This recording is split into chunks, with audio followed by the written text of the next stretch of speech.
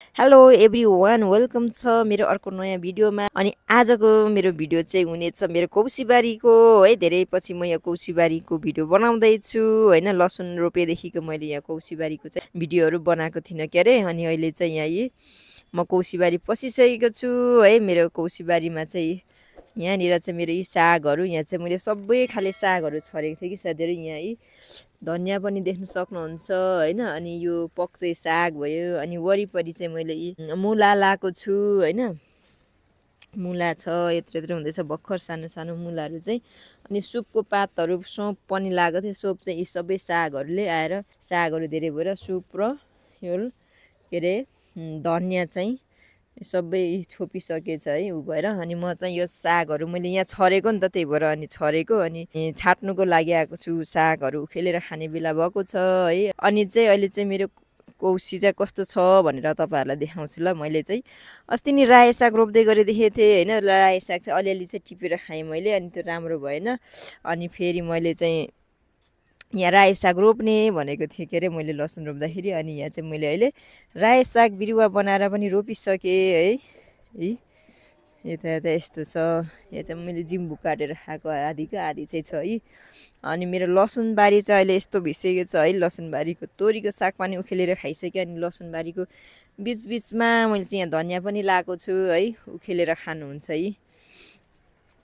अनि आज चाहिँ भ्यान्टाहरू पनि टिप्नु पर्ने छ होइन साथीहरू। यी भ्यान्टाहरू पनि टिप्ने बेला आएको छ ऊ त्यता त्यता हो। यहाँ यता पनि छ है भ्यान्टाहरू।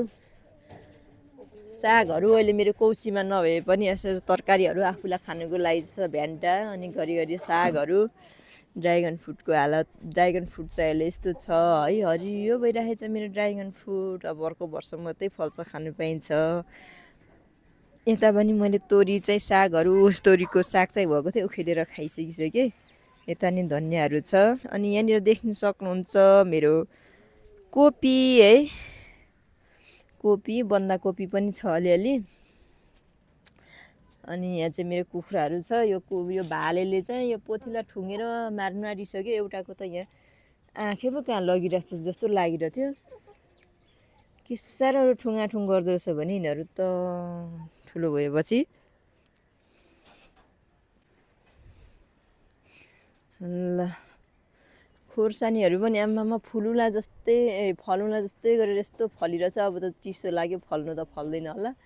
यो फुल्नु चाहिँ फुल्दै रहेछ, कोही कोही यी फल्दै पनि रहेछ अहिले पनि अक्कबरे खोर्सानी। यता यता छ अलिअलि टिपी खानुको लागि चाहिँ। भ्यान्टा यहाँ चाहिँ कति यहाँ दुईवटा टिप्ने बेला भएको रहेछ है। अस्ति पनि टिपेर खाएँ म चाहिँ। बेला बेला चाहिँ भ्यान्टाहरू चाहिँ टिपेर खान्छु साथीहरू। तरकारी खानु चाहिँ भइराखेको छ। चारवटा टिपेँ, लगेर राखौँ। अब यतापट्टिको यहाँ पनि छ अलिअलि टिप्छु म। हेर्नु न कुखुराहरू ठुङ्गाठुङ गरेर यहाँ माथि यो टिपेँ। यिनीहरू कोही कोही चाहिँ किराले पनि खाइराखेको छ।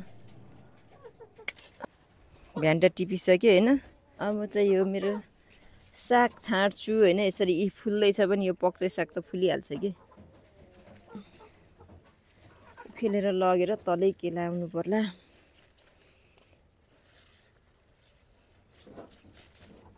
ओ सानो सानो पनि आएछ।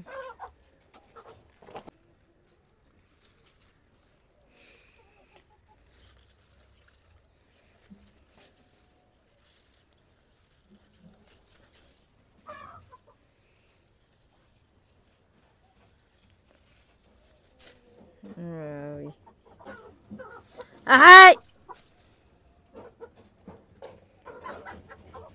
न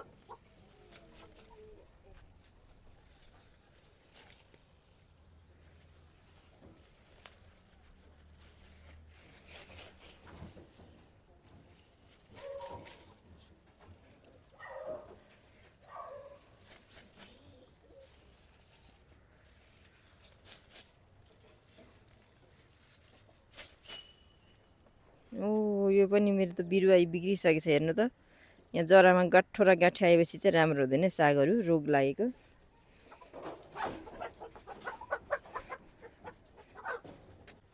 साग नि त्यति राम्रो भएन छ हौ साथीहरू यो साग पनि यत्रो यत्रो मजाको हुनु भने यस्तो मलमा छरेको र पनि धेरै बाक्कुलो पनि छैन त्यही त र पनि राम्रो भएन छ है यसपालि मेरो सागै राम्रो भइराखेको छैन रायो साग पनि अस्ति फेरि रोप्नु पर्यो ल साथीहरू मैले चाहिँ साग टिपिसकेँ है अलिअलि रहेछ त्यहाँ एक नाङ्लो टिपेँ अनि भ्यान्टाहरू टिपेँ साग चाहिँ मेरो यताको खाने बेला भएको छैन यहाँको मात्रै हो है उखेलेको अलिकति उखेले भिडियोहरू हेर्दै गर्नु होला अहिले चाहिँ मेरो कौसीबारी यस्तै छ है see you next video bye by